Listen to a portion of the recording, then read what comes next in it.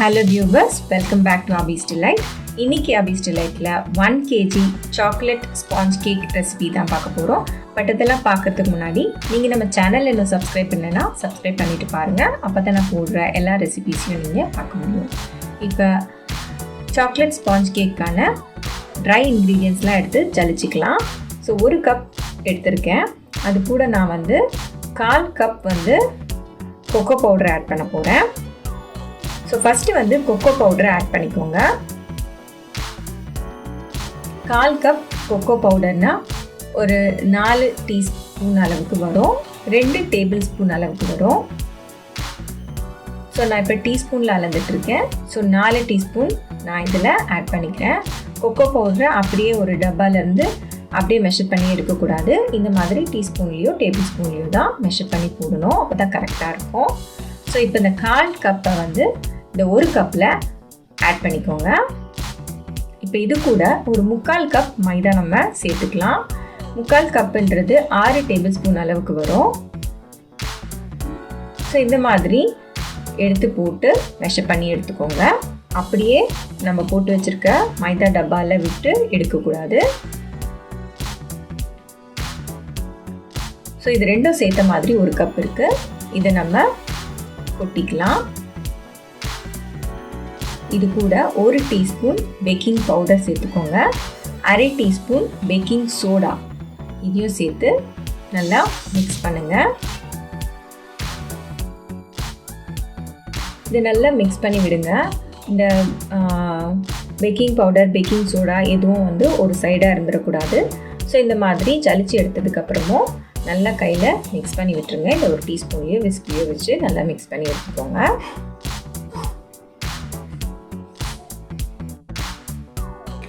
இப்போ வெட் இன்க்ரீடியன்ட்ஸ் எல்லாம் பீட் பண்ணிக்கலாம். ஸோ அதுக்கு ஒரு ட்ரையான பவுல் எடுத்துக்கோங்க. அதில் முட்டையோட வெள்ளைக்கரு மட்டும் 4 ஊற்றி வச்சுருக்கேன். முட்டை ரூம் டெம்பரேச்சரில் தான் இருக்கணும்.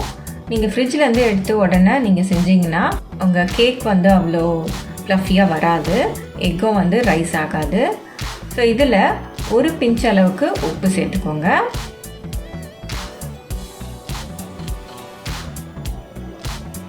அரை teaspoon vanilla essence, 1/2 teaspoon milk essence, அப்படி இல்லைனா பட்டர் எசன்ஸ் சேர்த்துக்கலாம். இது எல்லா பேக்கிங் ஸ்டோர்ஸ்லேயும் கிடைக்குது. அப்படி இதெல்லாம் எதுவும் இல்லைன்னா வெனிலா எசன்ஸே 1 டீஸ்பூன் அளவுக்கு சேர்த்துக்கோங்க.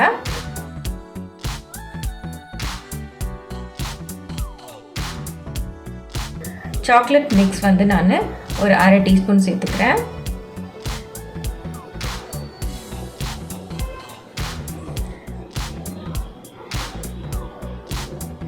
ஸோ இப்போ இது எல்லாத்தையும் நம்ம ஒரு 1 மினிட்க்கு 1 ஸ்பீடில் பீட் பண்ணிக்கலாம். இதெல்லாம் நல்லா மிக்ஸ் ஆகணும். மிக்ஸ் ஆனதுக்கப்புறமா நம்ம சுகர் பவுடர் ஆட் பண்ணிக்கலாம்.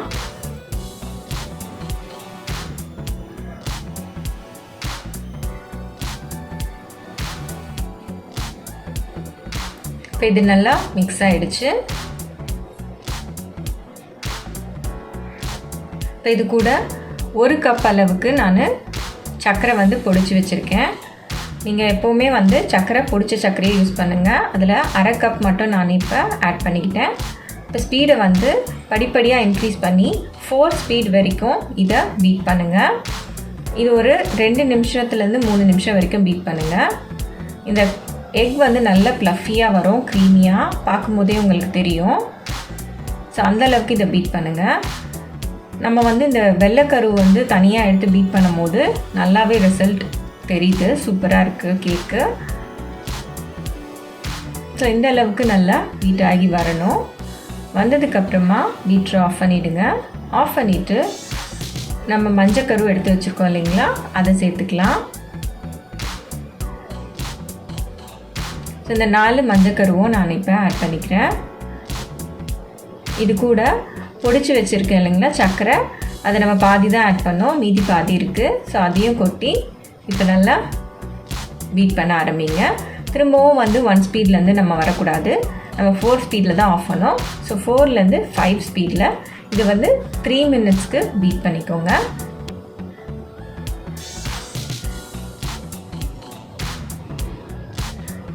நம்ம இது போல் பண்ணும்போது நம்ம கேக்கோட ஹைட்டே வந்து ரொம்பவே நல்லா பெருசாக இருக்கும். நீங்கள் வந்து பேக்கிங் பேன் ரெடி பண்ணும்போது கூட சைட்ஸ்லேயும் வந்து பட்டர் பேப்பர் கண்டிப்பாக போடுங்க. ஏன்னா கேக்கோட ஹைட் அவ்வளோ நல்லா ரைஸ் ஆகி இருக்கும்.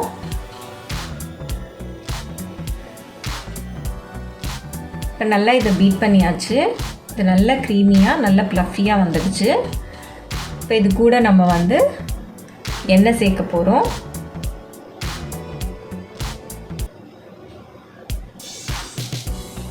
இப்போ பீட்டரை ஆஃப் பண்ணிவிட்டு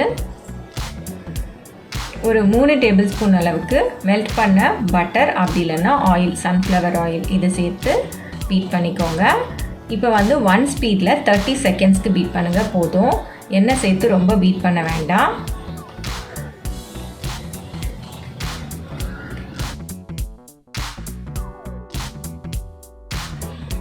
இப்போ எண்ணெய் சேர்த்து நல்லா பீட் பண்ணியாச்சு. இப்போ கேக் பேனை வந்து ரெடி பண்ணி வச்சுக்கோங்க. ஆயில் தடவி பட்டர் பேப்பர் போட்டு இப்போவே வந்து ஓடிஜியில் நீங்கள் பேக் பண்ணுறதா இருந்தால் ஓடிஜி, இல்லை வந்து வெசிலில் பேக் பண்ணுறதா இருந்தால் வெசிலில் வந்து ப்ரீ ஹீட் பண்ணி வச்சுக்கோங்க 180 டிகிரி செல்சியஸில் 10 மினிட்ஸ்க்கு. இப்போ இந்த ட்ரை இன்க்ரீடியன்ஸையும் ஹாட் மில்க்கையும் நம்ம ஒரு 4 பார்ட்டாக இதை மிக்ஸ் பண்ண போகிறோம். ஸோ கொஞ்சம் கொஞ்சமாக கொட்டி கொஞ்சம் கொஞ்சமாக மில்க் ஆட் பண்ணி மிக்ஸ் பண்ணுங்கள். மில்கோட அளவு, பாலோட அளவு வந்து 1/2 கப் இருக்கும். மில்க் வந்து நல்லா சூடாக இருக்கணும். இதை வந்து இந்த மாதிரி கட் அண்ட் ஃபோல்ட் மெத்தடில் இந்த விஸ்க் வச்சு மிக்ஸ் பண்ணிக்கோங்க. ரொம்ப விகரஸாக மிக்ஸ் பண்ணிங்கன்னா இதோட ப்ளஃபினஸ் வந்து போயிடும். ஸோ கொஞ்சமாக இப்போ 2வது தடவை மில்க் ஆட் பண்ணி இதை நான் மிக்ஸ் பண்ணுறேன். இது கம்ப்ளீட்டாக மிக்ஸ் ஆனதுக்கப்புறமா தான் வந்து நான் 3rd பேட்சை ஆட் பண்ண போகிறேன். 3rd பேட்சை ஆட் பண்ணிவிட்டு ஹாட் மில்க் கொஞ்சம் ஆட் பண்ணிக்கிறேன்.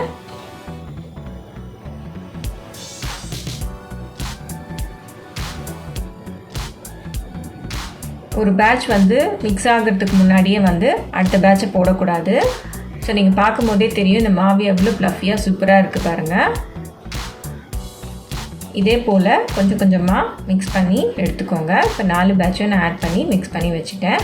இதுக்கப்புறமா ஒரு ஸ்பேச்சுலா வச்சு இந்த கார்னர்ஸில் சைட்ஸில் இருக்கிறது எல்லாத்தையுமே வந்து எடுத்து விட்டு மிக்ஸ் பண்ணிக்கோங்க.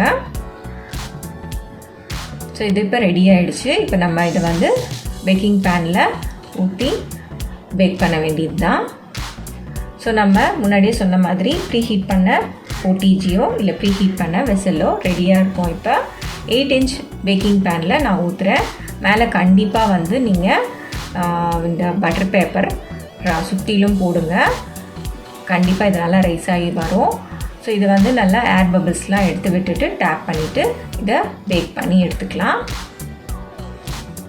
ஸோ இந்த ப்ரீ ஹீட் பண்ண வெசலில் ஒரு 50 மினிட்ஸ்க்கு லோ ஹீட்டில் வச்சு எடுத்துக்கோங்க.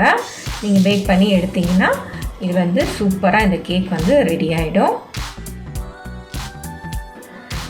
இடையில வந்து கேக் பேக் ஆகிடுச்சான்னு இந்த பாத்திரத்தை ஓப்பன் பண்ணி பார்க்கவே கூடாது. நீங்கள் வந்து ஓடிஜிலேயோ ஓவன்லேயோ பேக் பண்ணுறதா இருந்தால் 180 டிகிரி செல்சியஸில் 50 மினிட்ஸ்க்கு ப்ரீ ஹீட் பண்ண ஓவனில் இதை வச்சு பேக் பண்ணி எடுத்துக்கோங்க. பார்த்திங்கன்னா தெரியும் எவ்வளோ பெருசாக பேக் ஆகி மேலே வந்துருக்கு, ரைஸ் ஆகிருக்கு பாருங்கள் கேக்கு. ஸோ இப்போ வந்து கேக்கை பேக் பண்ணி எடுத்தாச்சு. இதை வந்து செக் பண்ணிக்கலாம். நான் ஒரு ராட் வச்சு இதை செக் பண்ணிக்கிறேன். இது க்ளீனாக வந்துடுச்சு. ஸோ இது நல்லா பேக் ஆகிருக்கு. பேக் பண்ணி எடுத்ததுக்கப்புறம் இந்த கார்னர்ஸ் அந்த மாதிரி ரிலீஸ் பண்ணிவிடுங்க. அப்புறமா இந்த மாதிரி ஒரு ஒயர் ரேக்கில் இதை கூல் பண்ண போட்டுடுங்க. நீங்கள் ஒரு பிளேட்டில் போட்டு வச்சிங்கன்னா இது வந்து ஈரமாக ஆன மாதிரி ஆகிடும் அடியில். ஸோ அதை அவாய்ட் பண்ணுறதுக்காக தான் இந்த மாதிரி ஒயர் ரேக்கில் போடுறோம். ஸோ இதுக்கப்புறமா இது கம்ப்ளீட்டாக கூல் ஆனதுக்கப்புறம் இந்த கார்னர்ஸை ஃபஸ்ட்டு கட் பண்ணிவிட்டு அதுக்கப்புறமா உள்ளே விட்டு கட் பண்ணிங்கன்னா உங்களுக்கு கரெக்டாக வரும். அதே மாதிரி கேக்கை ரொட்டேட் பண்ணாதீங்க. நீங்கள் வச்சுருக்கிற பிளேட்டையோ இல்லை கட்டையோ அதை ரொட்டேட் பண்ணி கட் பண்ணுங்கள். அப்போ தான் வந்து கேக் வந்து பிரேக் ஆகாமல் வரும். ஸோ வியூவர்ஸ், இந்த கேக் வந்து ரொம்பவே சூப்பராக இருக்கும். நீங்கள் எதுக்கு வேணாலும் பேஸாக நீங்கள் யூஸ் பண்ணிக்கலாம். நீங்கள் நம்ம சேனலில் கண்டினியூஸாக பார்க்குறீங்க, நான் போடுற ரெசிபீஸ்லாம் உங்களுக்கு பிடிச்சிருந்ததுன்னா என்னோடய சேனலை லைக், ஷேர், சப்ஸ்கிரைப் பண்ணுங்கள். அண்ட் தேங்க்யூ ஃபார் வாட்சிங்.